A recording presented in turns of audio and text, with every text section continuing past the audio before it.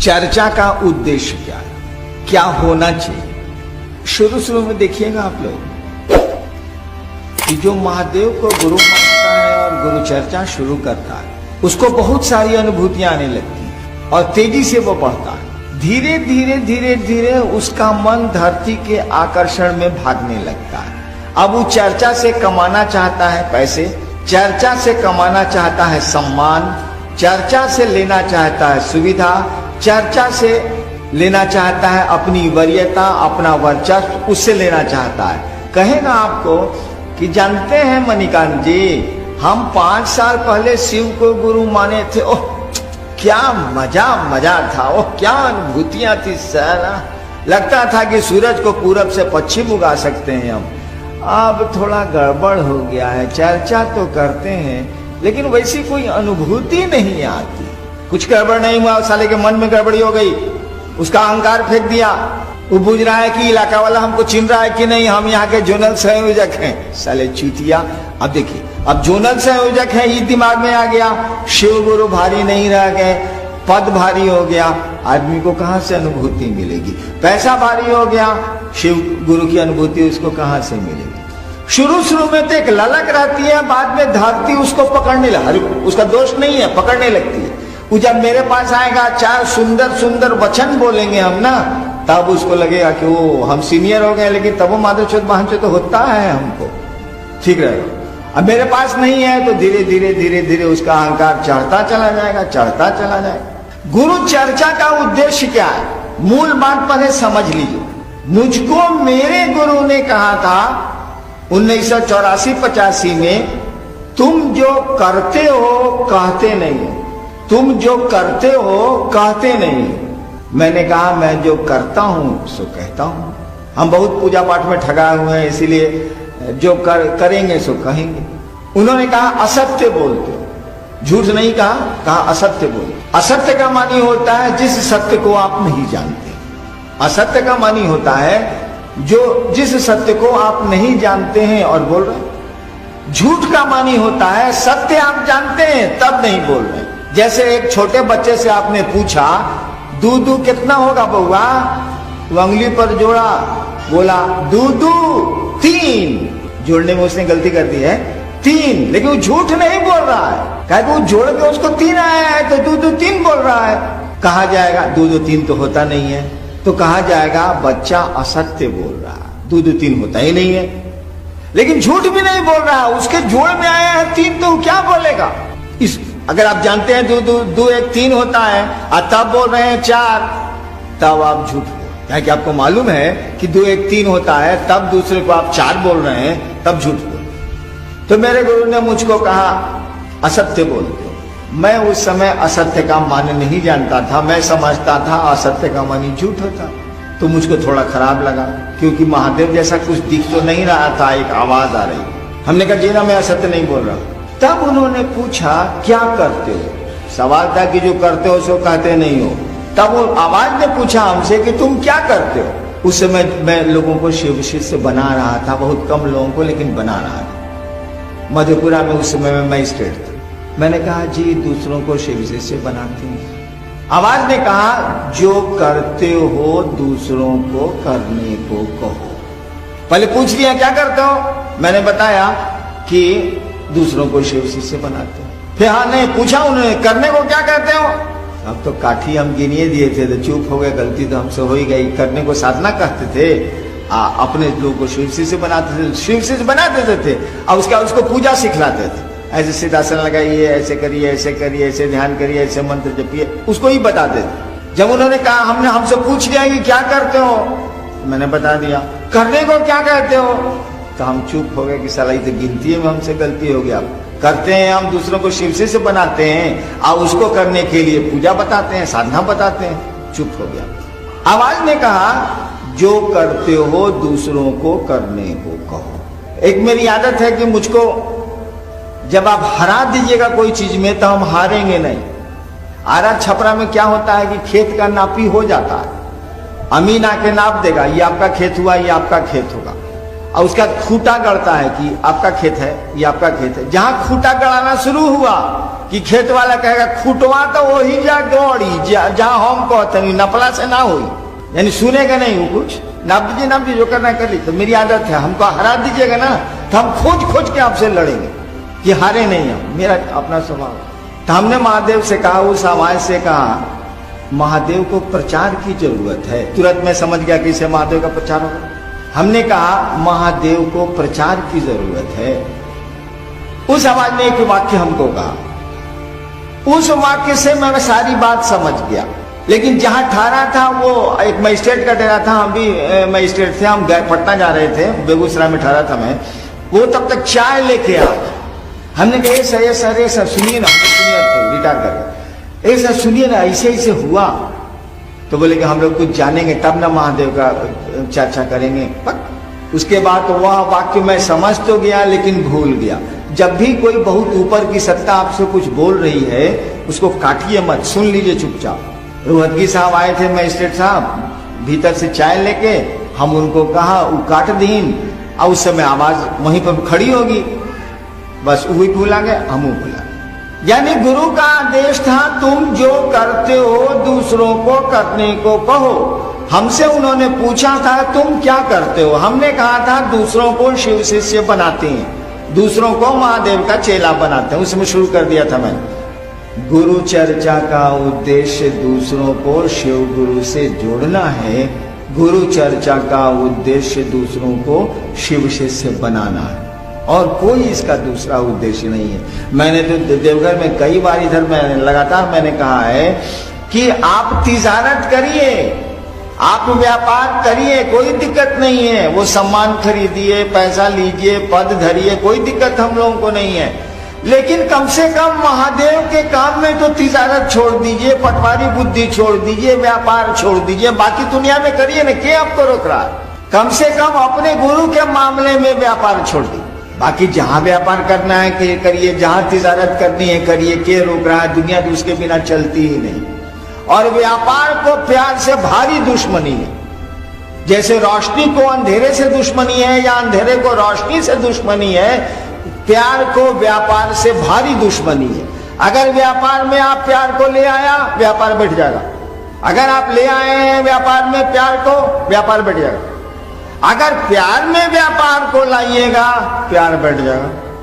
दोनों का आपस में भारी बैर है। प्यार और व्यापार एक साथ रह ही नहीं सकते, मोहब्बत और तिजारत एक साथ हो ही नहीं सकती। दोनों दूसरे को एक दूसरे को मारेगा। व्यापारी है आप, उसमें मोहब्बत कर रहे हैं, सब लुटा दीजिएगा, चला जाएगा व्यापार हवा में। प्यार करते हैं आप, उसमें व्यापार को लाइएगा, प्यार हवा हो जाएगा, उन्हें ठीक है। कम से कम महादेव के काम में तिजारत छोड़ दीजिए। महादेव के जो गुरु का आदेश है उसमें व्यापार बंद कर दीजिए। उसमें पद ना देखेंगे, उसमें धन नहीं देखेंगे, उसमें सम्मान नहीं देखेंगे, कोई दिक्कत नहीं है, बहुत बढ़िया चलेगा। क्यों ऐसा मैं कह रहा हूं? गुरु आपकी चेतना का परिमार्जन करते हैं, उनसे संबंध बना के रखिएगा ना, तो धीरे धीरे सारी चीजें ठीक हो जाएंगी, सब कुछ सुंदर हो जाएगा। गुरु से ही संबंध नहीं होगा तो बाकी ठीक कौन करेगा? गुरु ही ना परिमार्जन करेंगे, गुरु ही ना हमारा आपका शुद्धिकरण करेंगे।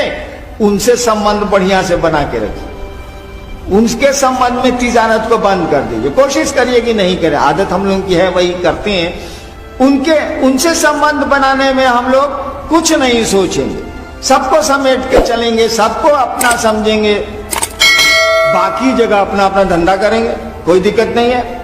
बाकी जगह अपना अपना काम करेंगे, व्यापार करना होगा करेंगे।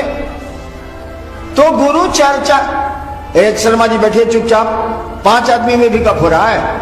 महिलाओं को बोलिए चुप रहने के लिए, नहीं तो बाहर जाएं। कुर्सी पर बैठी हुई महिलाएं चुप रहें कृपया। तो उनके पांव में दर्द है इसलिए कुर्सियां दी गई हैं। उनको भ्रम हो गया कि हम बहुत सीनियर हैं इसीलिए कुर्सियां दी गई हैं। ऐसा नहीं है, वो बैठ नहीं सकती हैं इसीलिए कुर्सियां उनको मिली। तो चर्चा का उद्देश्य दूसरों को शिव का शिष्य बनाना। आप चर्चा करते हैं तो ये सोच के जाइए कि हे महादेव ऐसी दया करिए, ऐसी दया करिए कि लोग आपको गुरु बना ले, फिर हमको जाना नहीं पड़े। वही लोग मुझको बुलाएं कि दीदी जाइए ना, कमाल गुरु के बारे में बताइए। आप 1 महीने में आइएगा ना, पूरा मोहल्ला को हम शिव हम ही बना के रखेंगे, तब आप आइएगा ना, आप जाइए ना, अरे कमाल हो गया। जब गुरु की दया के तहत आप शिव ये सोच के जाइएगा कि हम चर्चा कर रहे हैं, कोई शिव को अपना गुरु मान ले, हे महादेव आप ऐसी दया करिए ना, आप ही का ना आदेश है। और तब देखिएगा परिणाम कितने सुंदर आने लगे हैं, कितना आपको भी अच्छा लगेगा, दूसरों को भी अच्छा लगेगा। जो शिव को गुरु मान बैठे हैं वो थोड़ा, संसार की कोई ताकत शिव शिष्टता को रोक नहीं पाए।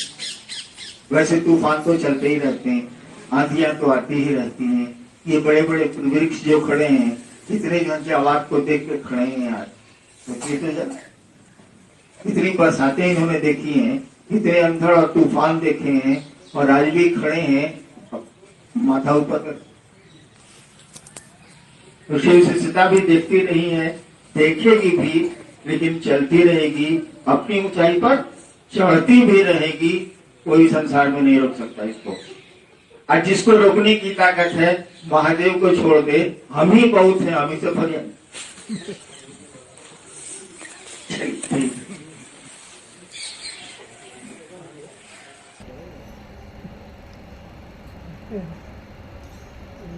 भोला बड़ सावाखी ना होलिया में कुरतासी अहवाल।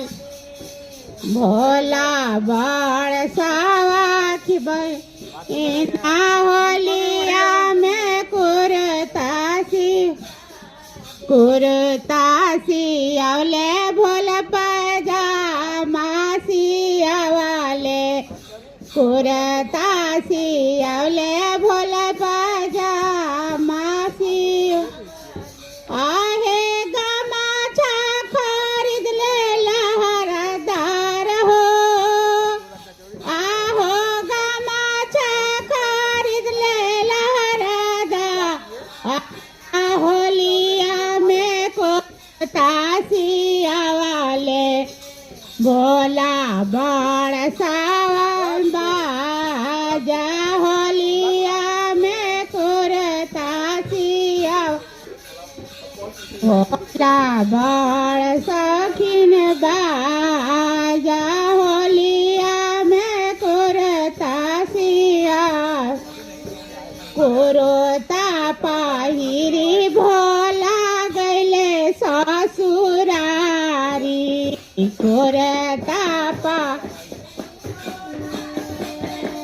सुरारी साली सराज छकली दुआर हो, आहो साली सराज छकली दुआर।